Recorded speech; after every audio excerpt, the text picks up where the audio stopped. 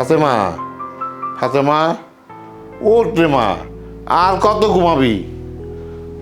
আমার আবার কামে যাইতে হইব। নাস্তা নাস্তা খেয়ে নে।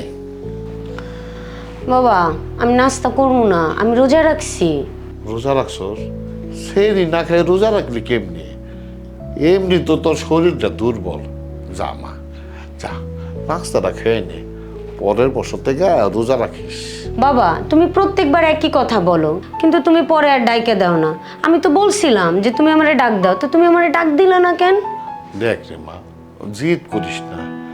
এই গরমের মধ্যে তোর রোজা রাখা দরকার নাই। তুই খিদার পিপাসায় সহ্য করতে পারবি না। বাবা রোজা আল্লাহর সন্তুষ্টির জন্য রাখতে হয়, তাহলে আল্লাহ ওই খিদা পিপাসা সহ্য করার মতো ক্ষমতাও দিবে। আর তুমি আমার এখন মানা করো না, তুমি যদি এখন আমার রোজা ভাঙতে বলো তাহলে কিন্তু আমি মনে অনেক কষ্ট পাবো। ঠিক আছে রে মা, তুই যখন নিয়ত করে ভালোইছস তাহলে তোর আমি আর আটকামো না। তো একটা কথা, এই রোজা রাখা রোদে ঘোরাফেরা করবি না। নামাজ পড়া বাড়িতে কিন্তু থাকবি, ঠিক আছে? বাবা তুমিও তো রোজা রাখছো, আজকে কাজে যাওয়া লাগবে না, বাসায় থাকো। না রে মা, কাজ না কইরা বাসায় বসে থাকলে কি আর চলবো? কাজে না গেলে না বড় সাহেব অনেক রাগ করবো। আর কাজে যাইতেই হইব, কাজে না গেলে তোর লিগে ইফতারি এনে কেমনি? তুই থাক, আমি গেলাম। হ্যাঁ আচ্ছা ঠিক আছে, লক্ষ্মী মা।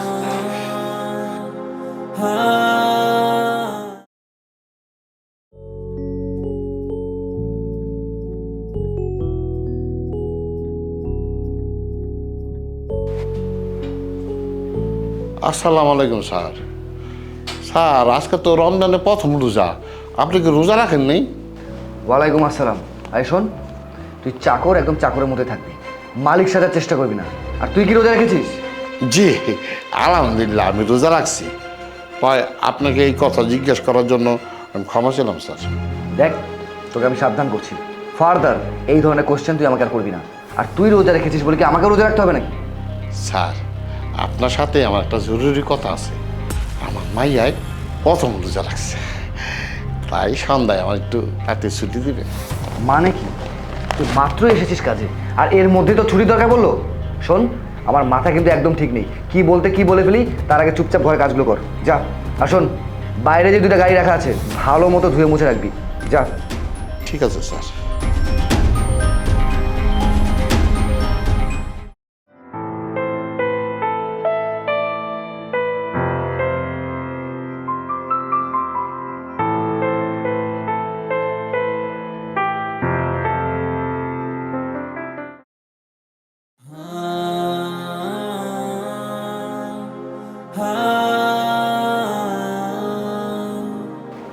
বাহ আপু, তুমি তো দেখছি ভালো নামাজ পড়ো এবং ইফতারের সময় ভালো ভালো খেতেও পারবে।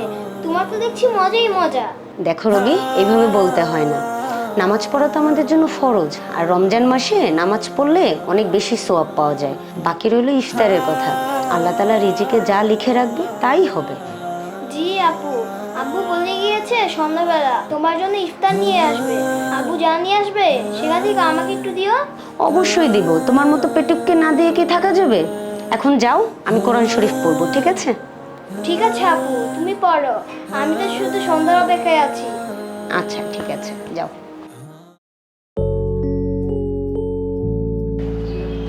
এই নাহিদ, গাড়িটা পরে পরিষ্কার করো, একটু এদিকে আসো।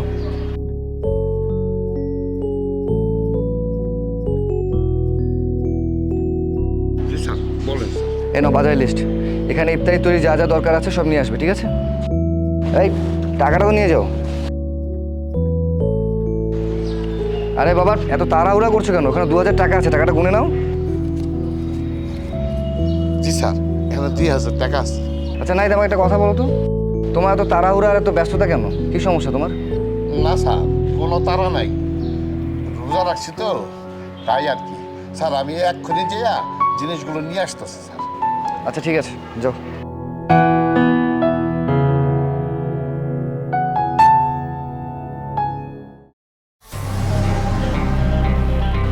ওস্তাদ ওই যে দেন নেন একটা মুরগি আইতাছে। আরে আইতা দে, অনেক দিন ধরে কোনো মুরগি পাই না, আজকের দিনটা না হয় অরে দিয়েই শুরু করি, কি কস? হ্যাঁ ওস্তাদ চলেন।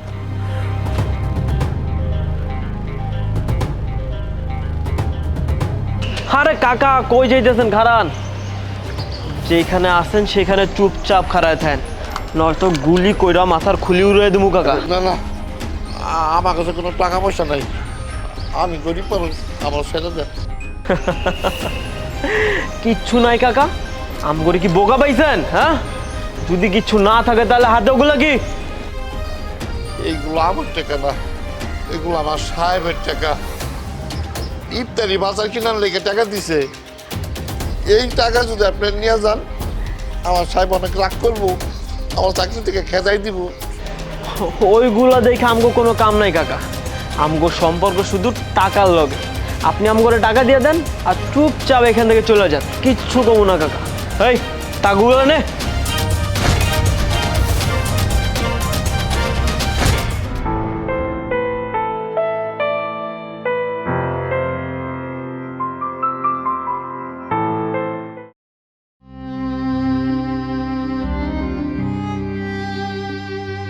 কি রে, তোকে না আমি বাজারে পাঠালাম, তো তুই খালি হাতে আসছিস কেন? বাজার কই? স্যার, ওই মোড়ে আমার ছিনতাইকারী ধরছিল, ছিনতাই করে আমাদের সব টাকা পয়সা দিয়ে গেছে স্যার। মানে কি কি বলছিস সব? রাস্তার মধ্যে ছিনতাইকারী তোর টাকা নিয়ে চলে গেল, তুই দাঁড়িয়ে দাঁড়িয়ে দেখলি, কিছু বলতে পারলি না? পারি নাই স্যার, অগাতে বন্দুক আসলো, কিছু করলে আমার গুলি করে দিত স্যার। হয়েছে হয়েছে, এসব গল্প আমাকে শোনাতে আসবি না। তুই রোজা রেখে মিথ্যা কথা বলিস, তোর লজ্জা করে না? স্যার, আমি কেন মিথ্যা কথা করবো স্যার? এই শোন, এই তোদের মতো লোককে না আমার খুব ভালো মতো চেনা আছে। এই সকাল থেকে তো ইফতারি ইফতারি করছিলি, নিশ্চয়ই তুই ইফতারির টাকার জন্য এই নাটকটা সাজিয়েছিস, তাই না?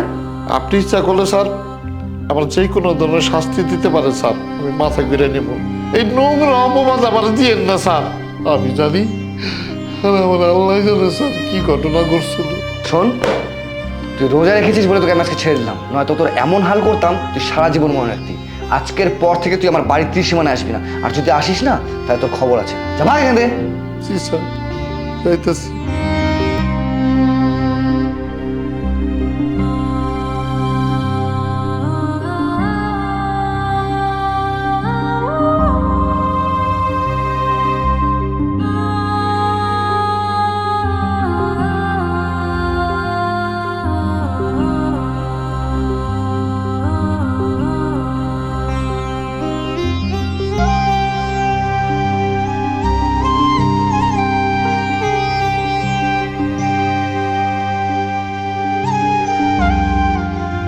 বাবা, তুমি যে বলেছিলে ইফতারির জন্য অনেকে এসে নিয়ে আসবে, কিন্তু তুমি তো কিছুই আনোনি। ইফতারি কোথায়? রবি, বাবা ইফতার আনিনি তো কি হয়েছে? তুমি সারাদিনে তো খাই খাই করো কেন? বাবা আসলো, বাবাকে তো একটু বসতে তো দাও। আমি খুব দেরি করে ছুটি পাইছি, তাড়াহুড়া করে বাসায় চলে আইছি, কিছু আনতে পারি নাই।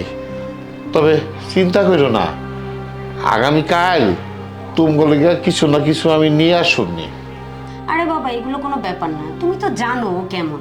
তুমি বসো, আমি ইফতারি তৈরি করে নিয়ে আসছি। বাবা দেখ তো কেন আইলো। ঠিক আছে বাবা, আমি দেখতাছি। আচ্ছা। বাবু, আজকে আমরা সব বাসায় ইফতার দিচ্ছি, এই যে এটা তোমাদের জন্য। ধন্যবাদ ভাইয়া। আরে বাবা, এইগুলো কে দিয়ে গেল? বাবা, এগুলো পাশে বাসা রহিম ভাইয়া দিয়ে গেছে। ও ঠিক আছে বাবা, এইগুলো নিয়ে তোমার বোনের নিয়ে দাও, সবাই মিলে ইফতারি করো, রেডি করতে যাও। ঠিক আছে বাবা। আচ্ছা।